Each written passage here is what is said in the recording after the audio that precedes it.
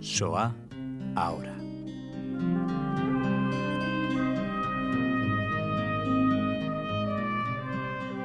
Hola queridos oyentes y hola a dos grandes amigos de Radio Sefarad, conocidísimos en el mundo sefardí, que son Liliana Hola. Y Marcelo Benveniste. Hola Raquel. Estamos muy contentos de que vuelvan a dejarse entrevistar aquí en Radio Sefarad. Ya lo hicisteis cuando presentasteis esa gira española. Y dentro de esa gira empezamos a hablar de una conferencia interesantísima por el tema y por el lugar y por los ponentes, que era esa conferencia en el CSIC, las comunidades sefardíes y el Holocausto. Y os pedí que, por favor, por el interés del tema y por todo, nos compartierais un poco las líneas principales de esta conferencia, que no sé si habéis ofrecido ya en otros ámbitos. O... El tema de la Shoah sefaradí es recurrente. En España creo que fue la primera vez, pero lo llevamos mucho el tema de la Shoah en nuestras actividades, por supuesto, virtuales, pero también, por ejemplo, nosotros organizamos el acto de conmemoración anual de la Shoah de las comunidades sefaradíes en Argentina, el acto central de las comunidades sefaradíes, y lo hacemos con la intención de rescatar esa particularidad, no para separarla de la Ashkenazí o de la central, que también se hace, por supuesto, pero donde toda la puesta en escena, digamos, de un acto está basado en lo Ashkenazí. Siempre se habla del oriente de Europa y de las canciones en Yiddish. Y eventualmente, con suerte, podemos tener una vela que nos dedican y no más que eso. Entonces creemos conveniente que hay que rescatar esa particularidad, porque además fue distinta la percepción, la forma de actuar ante los sucesos ha sido distinta, y las consecuencias, lamentablemente, en general fueron más o menos las mismas, con la destrucción de muchas de estas comunidades. Liliana, porque una desventaja principal de las víctimas sefardíes de la Shoah fue el idioma, ¿no? El idioma, eso fue terrible, sí. Debían conseguir que alguien les enseñara a entender cuando los llamaban por su número, y si no sabían, eso era la delgada línea entre la vida y la muerte. No saber que se estaban dirigiendo a ti por tu número y no poder responder, o no saber qué decir, o no saber decirlo, el número. Así que sí, eso fue uno de los problemas graves. No fue el más grave, ya sabemos lo que sucedió, pero sí remarcamos mucho ese gran problema. Necesitaban de alguien que les ayudara con la lengua y que los entendiera. Además, había algo peor, que era este tema, que los judíos ashkenazim, acostumbrados a hablar en Yiddish, no creían que estos judíos sefaradíes eran judíos. En general, el decir el Shema era lo que acercaba a las posiciones y empezaban a creer, porque claro, la mayoría no sabía ni de la existencia de un mundo sefaradí ladino parlante. Uh-huh. Y eso fue uno de los problemas también. Sí, y otro, pues no sé si es un principal, pero yo siempre lo pienso, los judíos del este estaban acostumbrados a vivir en el invierno, el clima, ¿no? Por supuesto. Los sefardíes venían de Grecia, de Bulgaria, del Mediterráneo, ese también. Sí, o sea, el cuerpo no está tan preparado como... El clima era muy agresivo comparado con lo paradisíaco que era el sur de Europa o las islas griegas. Eso era fantástico. Sí. La eliminación o la desaparición de, por ejemplo, Salónica, en lo que tiene que ver con el mundo judío y Rodas, ¿se puede comparar de alguna manera con alguna ciudad o algún lugar de la Europa del Este para que nuestros oyentes se hagan una idea? Salónica tenía una particularidad. Era la única ciudad fuera de Israel con más judíos que no judíos. Y eso lo convertía en única. Más allá de que cuantitativamente llegó a tener alrededor de 60.000 judíos, de los cuales que el 98% desapareció. quedó solo un puñado. Algunos de Salónica pudieron escapar a Atenas al momento más difícil y pudieron rescatar algo, pero son unos pocos cientos, unos pocos miles de los 60.000 que había, así que el exterminio en esa proporción es dramático de una ciudad que era floreciente, con mucho bienestar, había bancos y muchas empresas y una producción judía muy importante en cuanto a sinagogas, cantidad de sinagogas que por suerte pudimos visitar, que fueron construidas inmediatamente después de la expulsión, cuando llegaron. Tanto es así que la sinagoga que se usa actualmente, que es una sinagoga moderna, tiene en sus paredes los nombres de las 50 y tantas sinagogas que había en Salónica, y los nombres eran la sinagoga andalusí, la sinagoga catalana, y todos nombres así. Es muy, muy emblemático, de lo cual quedó muy, muy poco. Hoy en día hay una comunidad que tiene 1.000 y pocos judíos, pero con una historia que yo diría que es única, ¿no?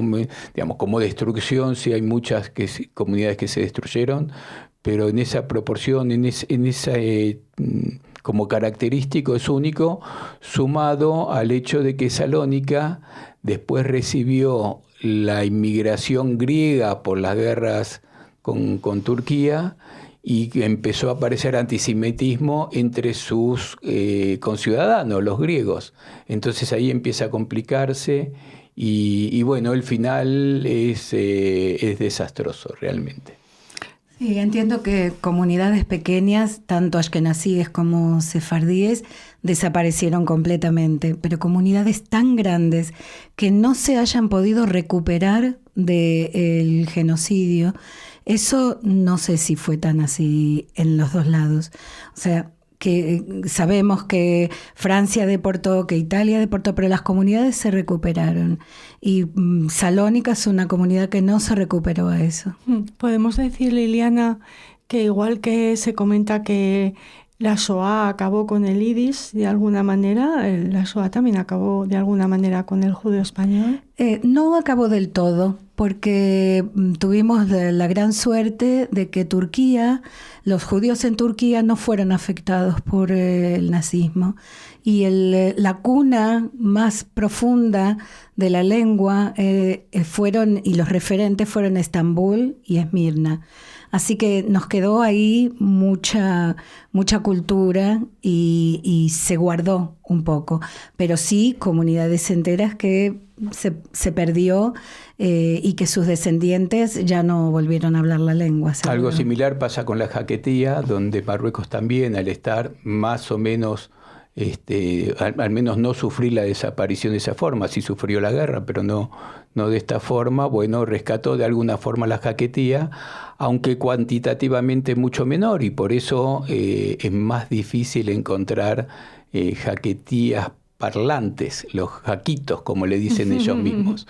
El movimiento del ladino dentro del judío español es mucho más grande que el de la jaquetía, aunque siempre buscamos que tenga espacio, ¿no? Porque también es algo a defender. Sí, somos lenguas hermanas. Por supuesto. La gracia de la jaquetía, eso seguro. Es... Absolutamente. Seguro. ¿Qué más aspectos tocáis en esta conferencia? La conferencia tiene distintas partes. Una primera parte de generalidad, de cómo se llega a la Segunda Guerra Mundial y cómo estaban las comunidades desde la expulsión hasta el momento del inicio de la guerra. Luego se hacen generalidades de las distintas ciudades y después caemos en algunas particularidades en muchas de esas ciudades, como el caso de Salónica que dijimos, pero también Belgrado, Yugoslavia, la ex Yugoslavia por supuesto, lo que pasó en Tracia y Macedonia, y entramos un poco más en detalle con todos estos, y después entramos muy en detalle en el caso de la isla de Rodas, porque es muy emblemático, tiene algunas particularidades muy interesantes. Sifrei y Torá, que fueron salvados por los musulmanes, un justo de las naciones que va a salvar a los turcos que estaban entre los judíos de la isla de Rodas, y terminamos hablando precisamente de para la conferencia que dimos aquí en España, hablando de los salvadores de Ángel Sassbriz y de Giorgio Perlasca también, que no era español, pero estaba relacionado con la embajada española. Entonces terminamos hablando de ellos. Muy bien. Y hablando de testimoniar, de contar, también a la hora de encontrar supervivientes que hayan testimoniado, los sefardíes son menos, el número es menor, ¿no? Yo recuerdo así a bote pronto a Isaac Reba, por supuesto, claro, a la señora Pipano, que nos ofreció aquí su testimonio, pero no... Nosotros teníamos en Buenos Aires a David Galante, que ha venido también tantas veces. Sí, es verdad, que estuvo... Sí, es muy interesante el fenómeno de los sobrevivientes, porque por un lado, por muchos años no hablaron, un poco por la culpa de haber sobrevivido y de también el dolor de perder amigos y familiares, y por otro lado porque tenían esa sensación de que los iban a tomar por locos. Fue tan demencial lo que sucedió en los campos que no era posible contárselo a otro sin que el otro pensara que uno lo estaba imaginando. Entonces, por muchos años no hablaron, y tuvimos la suerte de tener los testimonios, pero en los años finales. Claro, tampoco les querían escuchar, ¿no? Claro. Tampoco, muchos no querían escuchar esto, seguro, como pasa siempre. En el contexto de la conferencia hacemos 3 videos. En uno de ellos, David Galante nos cuenta dentro del lugar donde confinaron a los judíos, nos muestra el lugar donde estuvieron confinados en Rodas. Otro de los videos son muy cortitos, cuando él encuentra donde estaba su casa, que cuando la vio por última vez estaba con la muralla caída por los bombardeos, y nos muestra eso. Y la tercera es un fragmento de un discurso del hijo del cónsul turco que salvó a judíos, y que en un contexto muy dramático, como la muerte de su esposa y el suicidio de su suegra, un contexto muy dramático, pero que lo hizo como príncipe, y bueno, precisamente el que habla es el hijo, y habla muy bien del padre, a pesar que costó la vida de la madre y de la abuela de este hijo, ¿no? Tuvimos la suerte de estar con él, y estos testimonios forman parte de esta charla que dimos, en forma muy breve, porque es en el contexto de una charla, pero bueno, es ver lo que pasó contado por los que estuvieron allí. Que es lo mejor que podemos desear, y encontrar ese testimonio directo que vosotros retransmitís y preserváis. Tal cual, tuvimos la inmensa fortuna de ir a la isla de Rodas con David Galante y recorrer todos esos lugares. Es único, una vivencia así es única, la atesoramos, y agregaría, lo extrañamos, sí, porque se nos fue en el 2020 con la pandemia, con el COVID.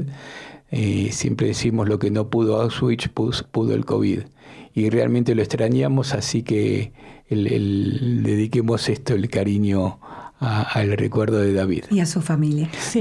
David era una persona que desde el Museo de la Shoah de Buenos Aires lo llamaban siempre para dar testimonio, porque llegaba mucho a la gente. Y eso era muy valorado, y era un gran mérito de David. ¿Algo más que contarnos? Bueno, no sé, estamos muy orgullosos de poder dar esta información. Queremos que, por supuesto, fue una conferencia, no nos tendríamos que haber dedicado horas a cada uno de los sitios, pero es como abrir un poco la mente y abrir un poco al conocimiento. Nombrar los temas es suficiente para que algunos se interesen y vayan a buscar más información, y es lo que queremos. Y si hay alguna institución que quiere interiorizarse con el tema, estamos a disposición en forma directa o como sea, virtual, estamos muy a disposición, porque la Shoah de las comunidades sefaradíes es una bandera que llevamos en la mano siempre. Pues gracias por traerla también a Radio Sefarad, y gracias a ustedes por escucharnos. Les esperamos en el próximo programa.